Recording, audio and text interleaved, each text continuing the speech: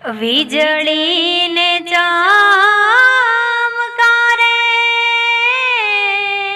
મોતીડા પરોવો પાનબાઈ.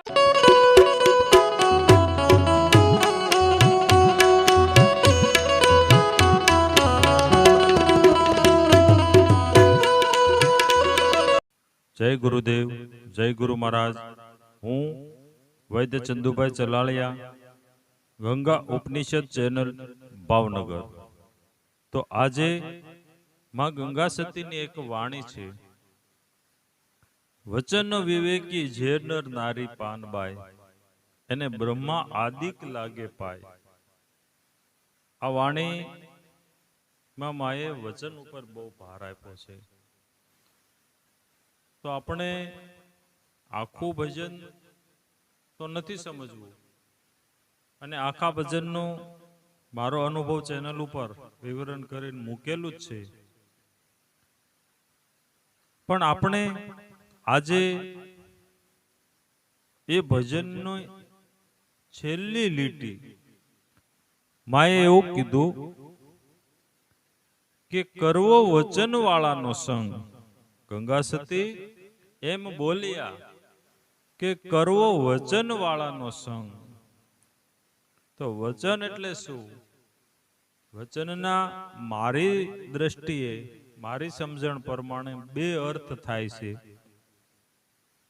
એક તો વચન એને કહેવાય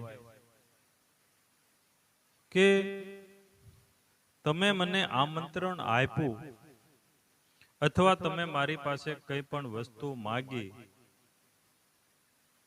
અને મેં એવું કીધું કે હા આપીશ, એટલે મારે આપવું પડે.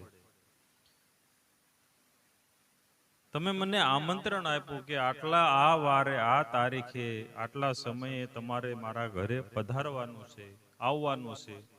પછી જે કોઈ કામ હોય અને મેં કીધું હું આવીશ, આને વચન કહેવાય એક દ્રષ્ટિએ. તો એ સમયે જવું પડે, આને વચન કહેવાય. કઈ પણ વસ્તુ આપવાનું કીધું, આપીશ આ તારીખે, આ વારે, એટલે આપો, એને વચન. પણ અભી બોલા અભી ફોક, આને વચન ન કહેવાય. અને આવું કરે કોણ? આવું કરે કોણ? અભી બોલા અભી ફોક. તો આવું નુગરા કરે. સુગરા ક્યારેય વચન બહાર ન જાય, અને વચન બહાર ન જાય એને સુગરા કહેવાય. બાકી વચન એને કાંઈ લેવા દેવા ન હોય. જે પોતે બોલે એની કોઈ કિંમત ન હોય, એને નુગરા કહેવાય. હવે એક બીજો અર્થ કે માએ વચન કોને કીધું છે એ મારી સમજણ પ્રમાણે, અને એનો એક સાખીનો પુરાવો છે કે વચન વચન કી મેંદ હે વચને ભયો પ્રકાશ. જે વચન 14 લોક ફિરે એ વચન કોઈ વિરલાની પાસ. તો જે 14 લોકમાં જે વચન ફિરે એટલે ફરે છે. ફરે એટલે કયા? હેલિકોપ્ટર ફરે, પ્લેન ફરે વાદળમાં, જે પક્ષીઓ ગોળ ગોળ ફરતા હોય એમ ફરે, એવી વાત નથી. પણ આ જગતની અંદર જે કાંઈ કાર્ય થઈ રહ્યું છે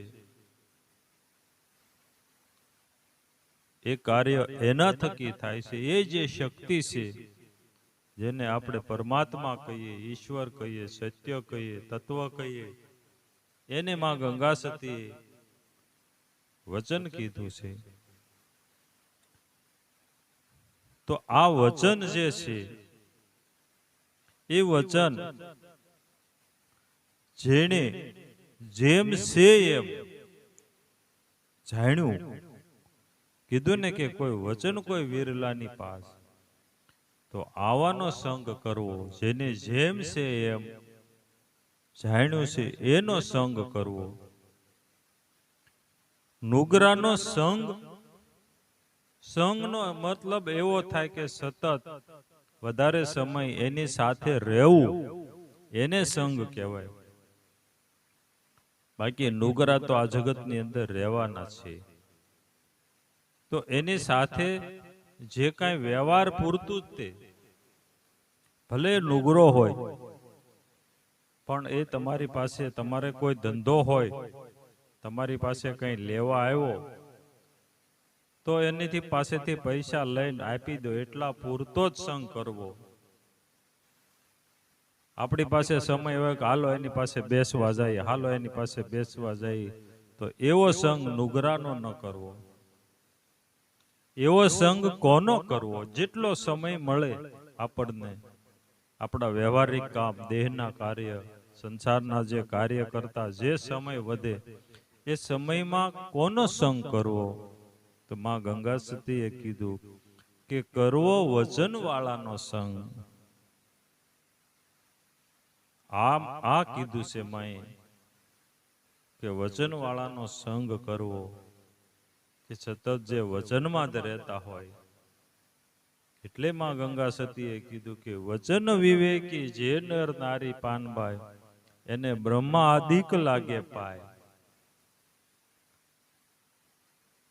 અભી બોલા અભિફોક, એને વચનને કાંઈ લેવા દેવા ન હોય તો એની સાથે કામ પૂરતી જ વાત, એનો સંગ ન કરવો.